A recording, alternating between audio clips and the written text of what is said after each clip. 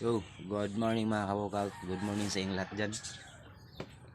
And maiksi lang tong video ko mga kabukag kasi gusto ko lang i-share sa inyo tungkol sa kapatid ko na paritoke ng mukha mga kabukag. Nag-alala kasi ako mga kabukag kasi gusto niyang mabago niya yung mukha niya. Ayan yung unang picture niya mga kabukay, unang mukha niya nung unang hindi pa siya nagparitoke. Ayan, yan nasa screen. Yan yung unang mukha niya.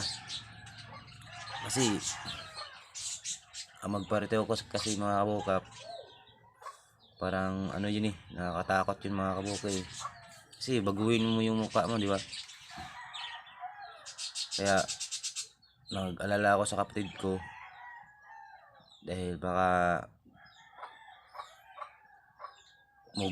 gwapo ng lalong gumwapo. Ay mga kabukay, papakita ko sa inyo mga kabukay yung mukha niya ngayon mga kabukay kasi katapos lang niyang paritoke kahapon ata. Ayan mga kabukay, nasa screen.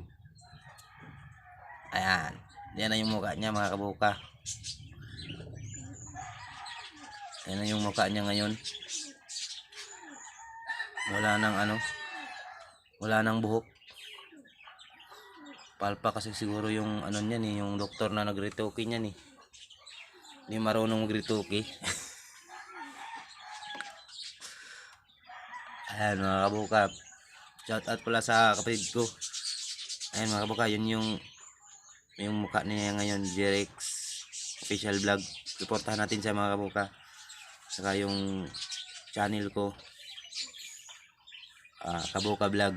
Huwag niyong kalimutan mag-subscribe, like, and share mga kabuka. Ayan.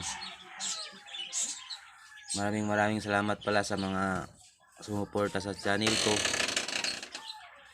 sa kapatid ko. Ayan mga kabuka, maraming salamat sa inyo. Panda.